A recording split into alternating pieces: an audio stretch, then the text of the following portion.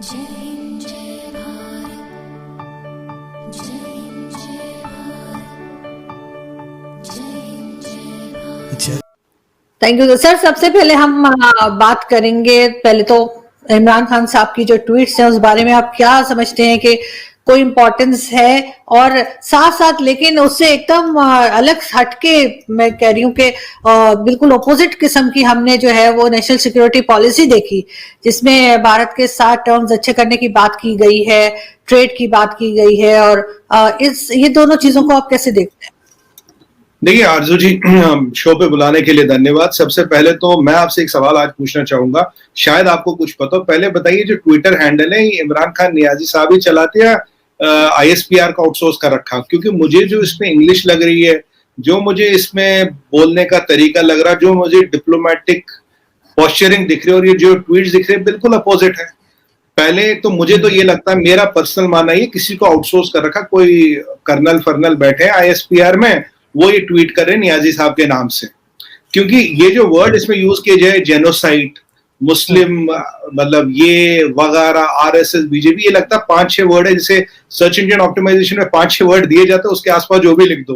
तो मुझे लगता है जो भी हैंडल चला रहा है, तो अब वही ये सब 5-6 वर्डों को घुमाता है, सेंटेंस बदलता है, हर 2-4 दिन में डाल देता है। अब आते हैं आपके सवाल पे, यहाँ प्रतिक्रिया क्या है, वहां इसका इंपॉर्टेंस क्या है। आरजू जी, नहीं गवर्नमेंट ने जवाब दिया है, नहीं किसी पॉलिटिकल एनालिस्ट कमेंटेटर ने जवाब दिया, नहीं किसी स्पोक्स पर्सन ने जवाब दिया है, नहीं हमारे जो कॉमन जनता वो जवाब दे रही है। तो आप समझिए, ये 3-4 पैरामीटर्स होते। गवर्नमेंट का तो मतलब ही नहीं उठता, गवर्नमेंट स्पोक्स पर्सन नहीं दे रहा, बीजेपी के कोई स्पोक्स पर्सन नहीं दे रहे, कोई पॉलिटिकल एनालिस्ट कमेंटेटर जवाब नहीं दे रहे, इवन जो common man on the ground है वो भी जवाब नहीं दे रहा। तो इसका मतलब आप समझ ही गई इंपॉर्टेंस क्या। इंपॉर्टेंस कुछ नहीं आरजू जी, मुझे बताइए, इमरान खान नियाजी साहब को क्या हक है मुसलमानों की बात करने का? क्या कमी है मुसलमान को यहाँ पे? आप जो जहां मुसलमान संपन्न है, अपनी दाल रोटी खा रहा, खुशी से जिंदा रह रहा है, इक्वल अपॉर्चुनिटीज है, सेकुलर कंट्री है, इक्वल राइट्स है, वहां आप टांग अड़ा रहे हो। अब मैं आपके यहाँ पे आऊं, आप माइनॉरिटीज की बात करते हैं। आपको पता है हिंदुओं की पॉपुलेशन 1% रह गई है। यहाँ मुसलमानों की आबादी आजादी से लेकर अब तक बढ़ी है, जबकि हिंदू पॉपुलेशन थोड़ी घटी है। वो आबादी क्रिश्चियनों की है, वो आबादी किसी भी माइनॉरिटी की, हर माइनॉरिटी की आबादी यहाँ बढ़ी है। यही सवाल प्रेसिडेंट डोनाल्ड ट्रंप को एक बहुत शानदार रिपोर्टर ने पूछा था, what is the plight of Muslims in India. उन्होंने कहा था, भाई you have more than 200 million Muslims in India and they have equal opportunities and they are growing. How is this question relevant? ये question relevant कैसे? आप अपने यहाँ minority तो आपने 1% घटा दी। लाहौर में 5 लाख सिख थे आजादी के टाइम में, 4000 सिख बचे हैं। 4,96,000 सिख तो जी उड़नछू हो गए, इवेपोरेट हो गए। ठीक है, ननकाना साहब का इंसिडेंट देख लीजिए। पाकिस्तान के ह्यूमन राइट्स कमीशन कहता है 1000 लड़के हैं, तो हम आप पहले भी डिस्कस कर चुके हो, तो फोर्सिबली कन्वर्ट करते, ये ह्यूमन राइट्स कमीशन कहता है। ननकाना साहब का इंसिडेंट देख लीजिए, वो एक सिंधी लड़की जिसको बेचारी को फांसी लगाई थी, वो आप लाशों को जलने नहीं देते। मंदिरों के साथ हर दूसरे हफ्ते एक आध मंदिर डिसमेट होता है, एक एक मंदिर तोड़ा जाता है। ये आपके यहाँ माइनॉरिटीज की हालत है। आप आज होली की बधाई देते, 5 दिन बाद मंदिर को तोड़ देते हैं, और आप कुछ नहीं कर पाते। फिर ट्विटर पे आते, वही चीज बोलते हैं, I am sorry, we will take cognizance and will not happen next time, but there is never a next time. अब मैं अब यहाँ पे आइए, अब इंडिया पे आइए। इंडिया में मुसलमानों की आबादी बढ़ रही है, लिटरेसी बढ़ रही है, पर कैपिटा इनकम बढ़ रहा है, participation in government jobs, IAS, IPS, हर जगह बढ़ रहा है, इक्वल अपॉर्चुनिटी कंट्री है, सेकुलर कंट्री है। अब मैं आपकी हिपोक्रेसी एक्सपोज करता हूँ।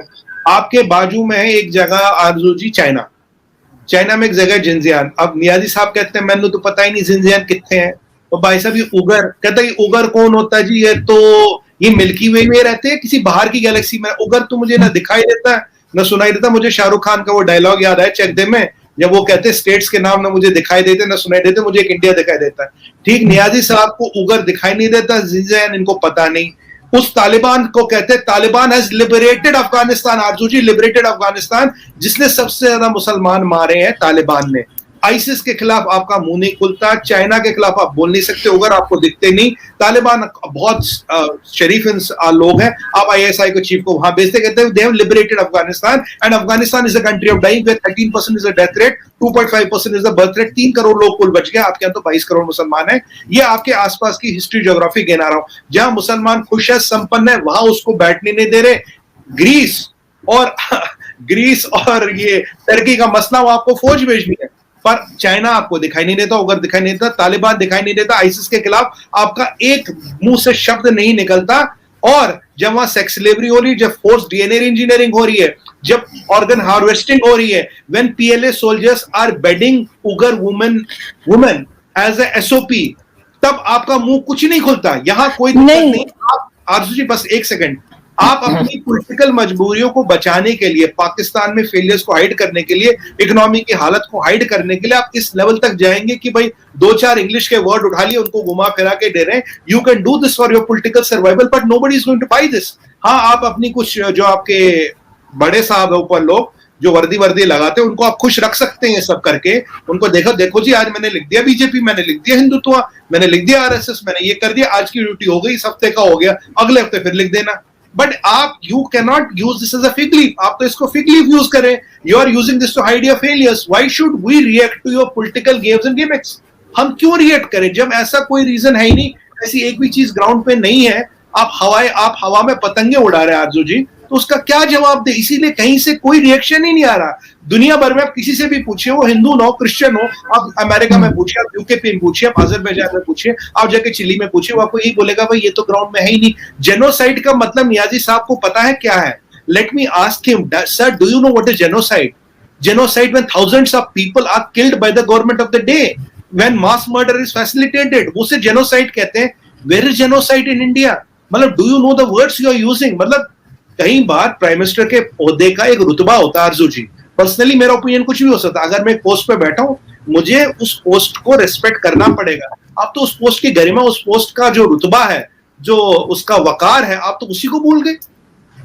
नहीं, आपकी बात ठीक है, लेकिन कहीं ना कहीं पे मैं ये नहीं कह रही, खैर उन्होंने बहुत ज्यादा बढ़ा चढ़ा के बात की है, लेकिन कहीं ना कहीं पे हम ये देखते हैं, मैं दोनों जगह की बात कर रही हूँ, इधर मैं हिंदू मुस्लिम नहीं कर रही। एक वीडियो आई पाकिस्तान की तरफ से, और उसमें दिखाया गया कि एक जो है वो ओल्ड एज की खातून है और फीमेल, उनको उनके घर वाले जो है वो मार रहे हैं, और इस किस्म की एक वीडियो आई जिसपे काफी रिएक्शन आया, और खैर उन लोगों को अरेस्ट भी कर लिया गया है। तो वो वीडियो लेकर जो है काफी इंडियंस ने भी रिट्वीट किया और कहा कि देखिए पाकिस्तान में क्या होता है ना, किस तरह से एक बुजुर्ग महिला जो है उनको इस तरह से मारा पीटा जा रहा है। लेकिन साथ ही हमने एक क्लिप देखा कि कोई एक आदमी था और उसको कहा जा रहा था कि वो जमीन पे पहले थूके फिर उसी को चाटे, और वो उसको जो है वो वीडियो इंडिया की, वो आपके यहाँ की किसी जर्नलिस्ट ने शेयर की थी और वो भी काफी देखी गई। क्या लगता है सुमित जी के दोनों तरफ क्या इंसान नहीं रह रहे? आपको क्या लग रहा है, क्या हो गया लोगों को, इस तरह की हरकतें क्यों हो रही हैं? देखिए आरजू जी, बहुत अच्छा सवाल पूछा आपने। अगर कोई इंसानी मसला हो, आज मैंने एक वीडियो देखा कि दो भाई 74 साल बाद करतारपुर साहब कॉरिडोर पे मिले, करतारपुर में मिले। आज ही का वीडियो है, मुझे अच्छा लगा वीडियो देखे। 74 साल भाई, एक हिंदुस्तान में रहता है, पाकिस्तान, दोनों सिख हैं, ये दोनों ये मिलते हैं करतारपुर साहब कॉरिडोर। एक ह्यूमैनिटेरियन इशू मैंने भी लाइक किया, क्योंकि एक ह्यूमैनिटेरियन इशू, ह्यूमैनिटी के सामने, इंसानियत के सामने तो बिल्कुल हम सलाम करते हैं, नतमस्तक हो जाते हैं, वहां कोई